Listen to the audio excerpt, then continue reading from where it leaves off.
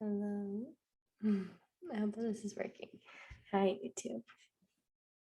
Okay, I'm going to start another episode of the Free to Be podcast. So let's get that going.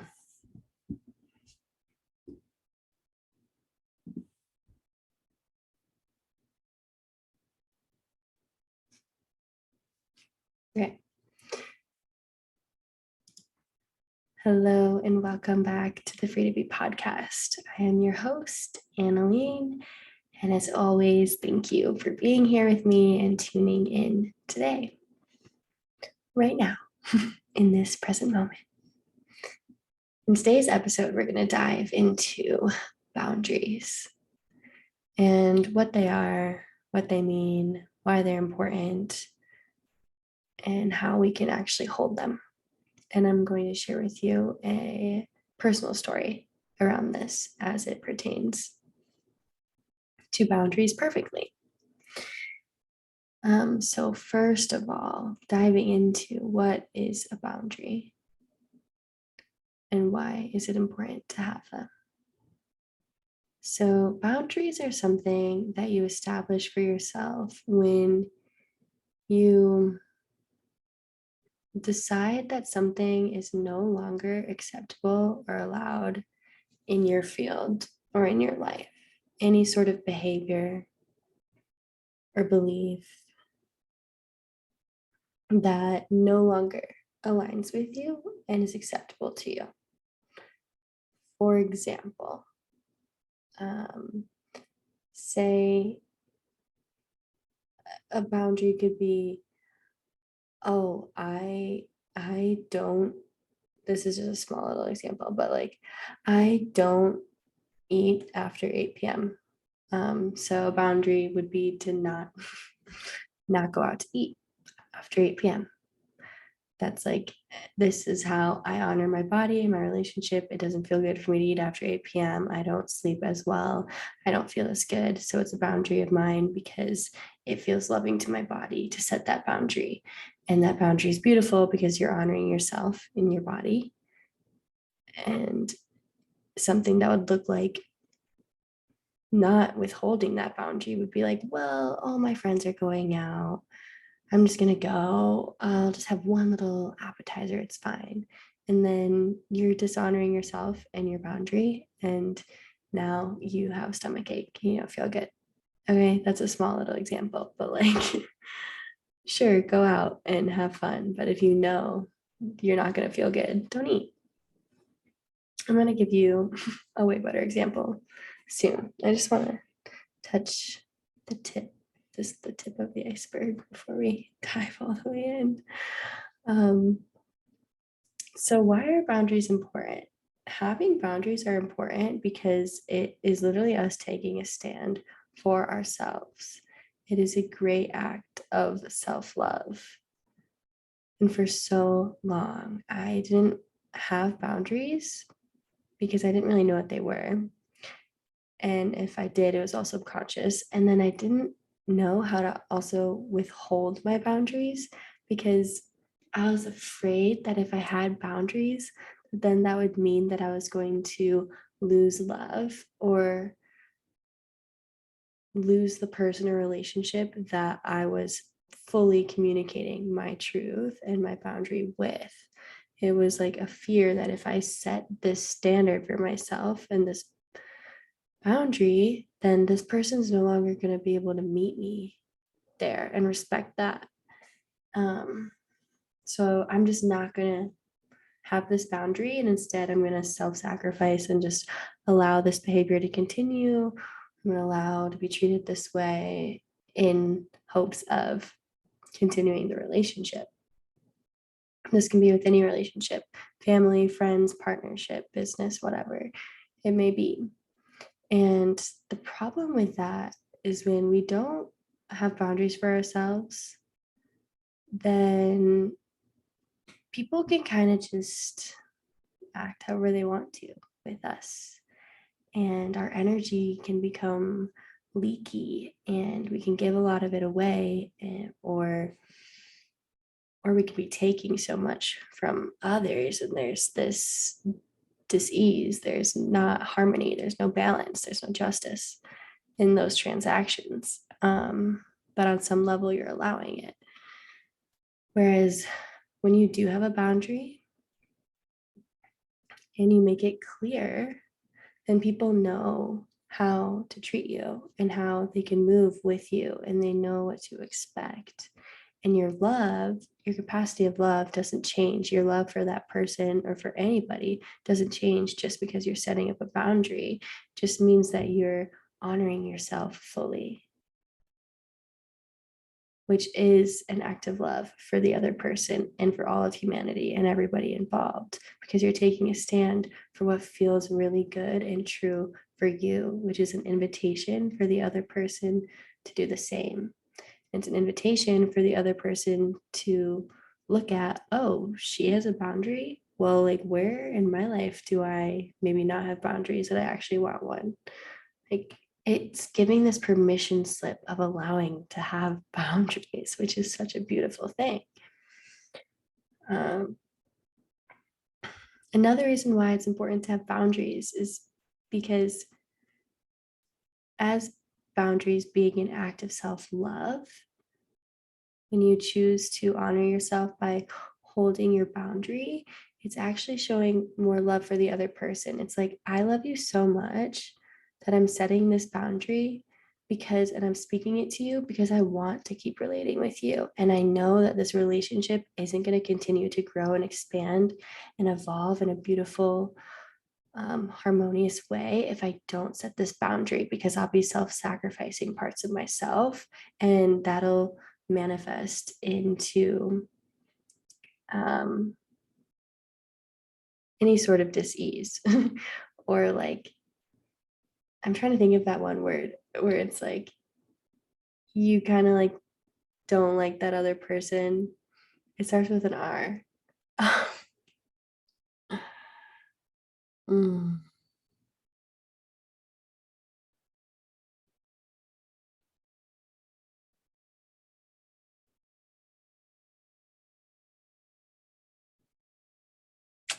No, I can't think of it. But oh, you get resentful. Yes, I thought of it. Thank you to whoever was in the field and helped me receive that.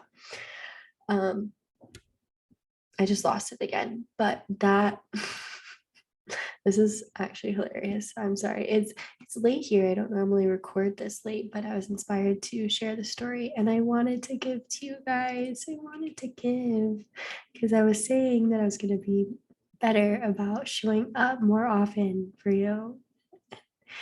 So here I am showing up.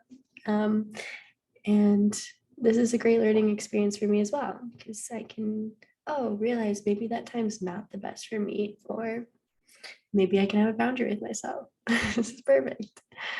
But we're going with it for right now. I'm gonna take a sip of this drink. It's nighttime here, and I've got this nice golden drink from Organifi, and it's delicious. Very tasty, but very hot still. Okay.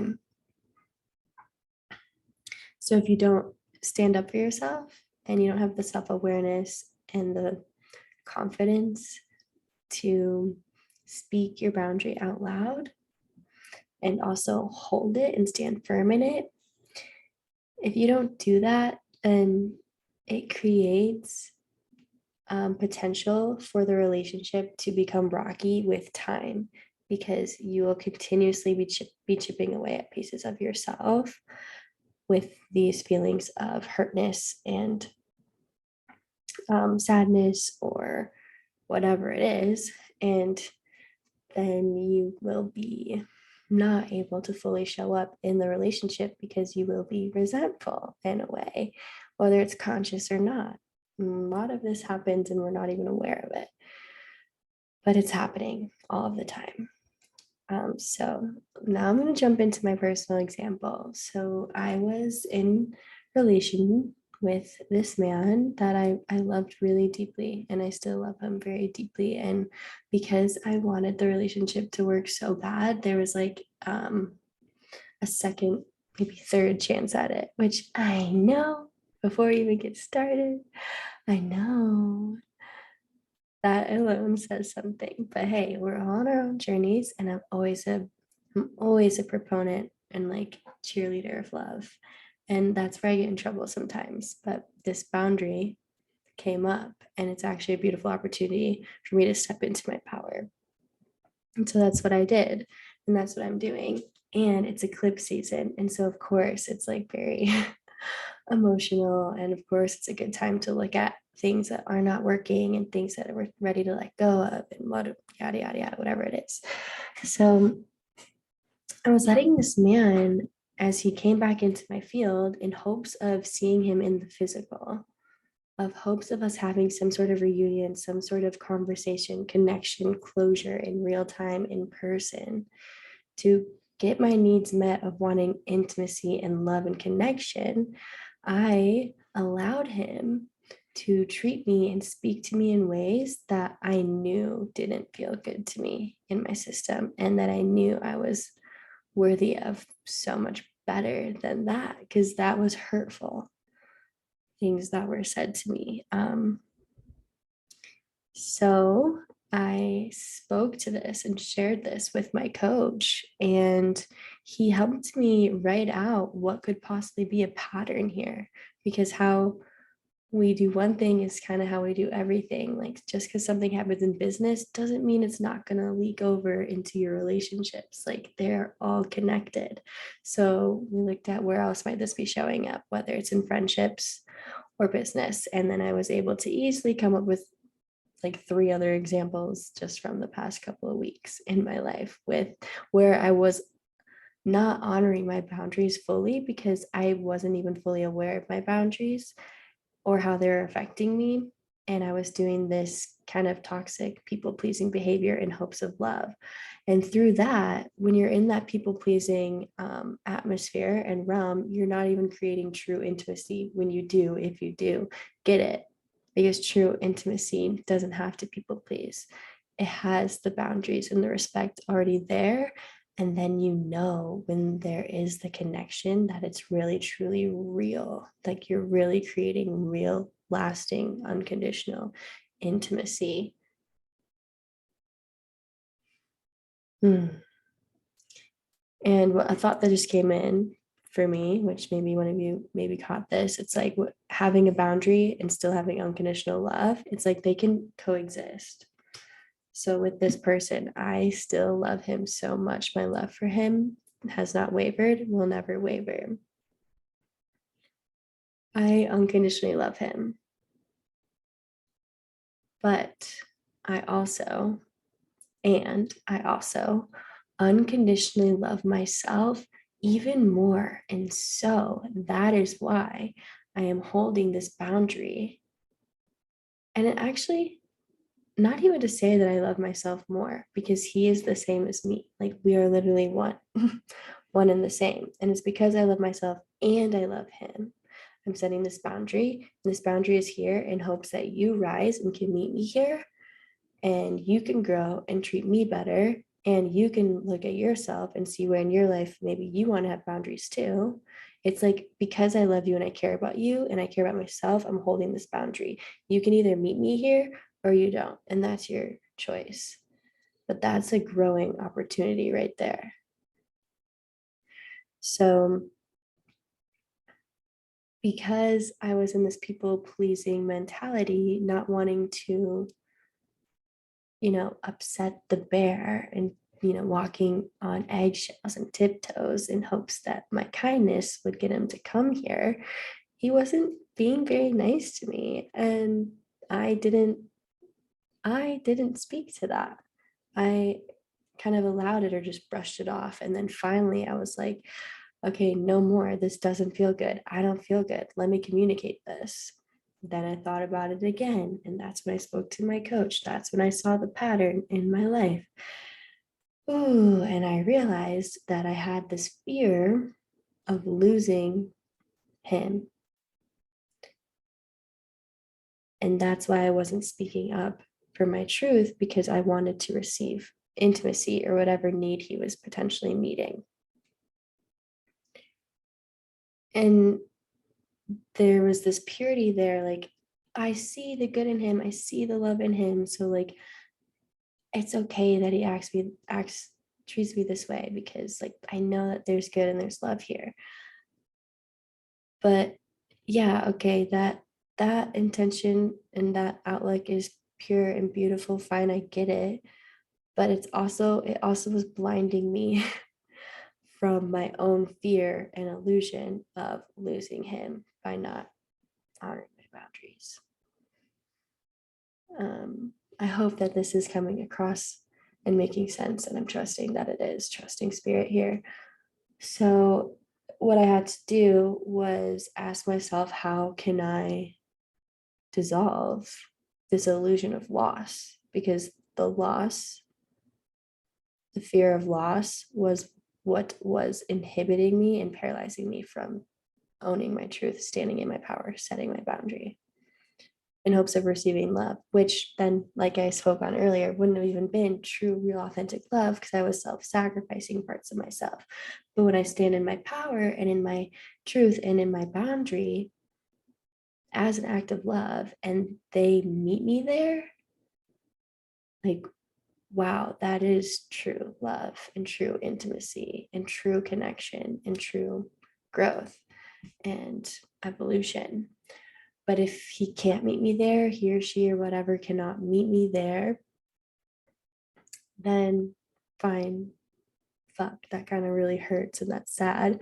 But also at the same time, I don't have too much sadness anymore. I've had so many tears over this relationship, and finally seeing this pattern and looking at how I was feeling and everything, and then standing in my truth, it was actually an act of self love and empowerment. And it felt good to do that. And of course, I had hopes that he would respond and he would meet me there.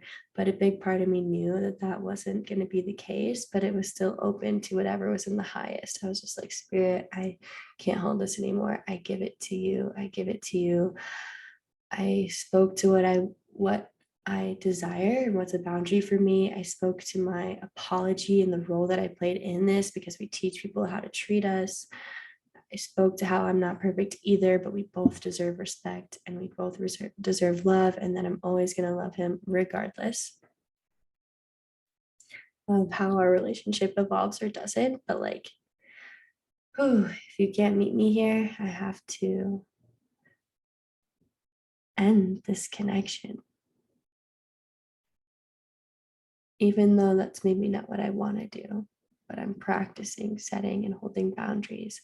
And doing that felt really good, even though it was scary. Even though it was scary, somewhere within me knew it was time, it was past time. And of course, it was beautiful to have hope that he would respond and see me and meet me. And who knows, the story is never really over. Everything's always unfolding. And I know love never dies. And so that's beautiful. And I feel so good honoring myself and my truth and knowing and speaking to what I deserve and my worth and how I will be treated going forward. And if any prospective date or person cannot meet me there, it's an easier no. It's an easier no, no, no, no, no. Oh, yes, you are what I'm looking for. Okay, let's give it a go. Instead of playing in this drama or back and forth or toxic behavior. And me not communicating my needs and desires and my boundaries was a disservice to him as well, because then he couldn't fully show up for me and I wasn't fully showing up for myself. And so then the relationship isn't being able to fully be expressed in all that we are. So let me know if this speaks to you and resonates with you and lands and makes sense, because I know boundaries is kind of a hot topic right now, and it's super beautiful to learn about and to talk about. And I really believe and hope, my hope is that by sharing my own personal story, it can land in a different way and maybe hit home in a different way and inspire you to look at yourself and your own patterns and beliefs and boundaries and what traits you are desiring for yourself in relationships, and really owning that. Because like I said, I see people talk about boundaries a lot, but I hear people talking about boundaries and why they're important, and whatever, but I haven't heard too many personal stories. And so my hopes is that by sharing this personal story, it resonates with at least one person in a deeper way and really calls them forward. So just remember to think of it as boundary setting is an act of love, not just for myself, but for every single person on this planet, the person I'm relating with, and the entire universe, because it's giving the permission slip to honoring ourselves and our boundaries and creating, therefore, deeper intimacy and having one another rise up to the next level to meet each other rather than staying where we're at or going down. It's like, no, because I love you and I care about you and I love myself and I care about me too. This is how we will treat one another. This is how I will be treated, no less. And if you can't do that or you don't want to, you don't have the capacity to, fine. I love you and I wish you the best. But this is where I will be met and I will not stand for anything less than that. That is beautiful. That is powerful. And that is damn attractive. Okay. So much love to you. So much love. And I hope you have a beautiful, magical rest of your day. Thanks for being here. Bye. Oh, all right, YouTube. I gotta admit, that was a little bit challenging for me. Note to self. I don't think I'm gonna record podcasts at night unless I'm like super inspired. And I felt inspired to tonight, but another part of me knew I was kind of tired. But I wanted to. This is something now that I get to sit with and be with and feel. And I get to adjust going forward. So I hope that this really does touch you and that you got something from it. So much love. And until next time, I'll see you next week. Bye.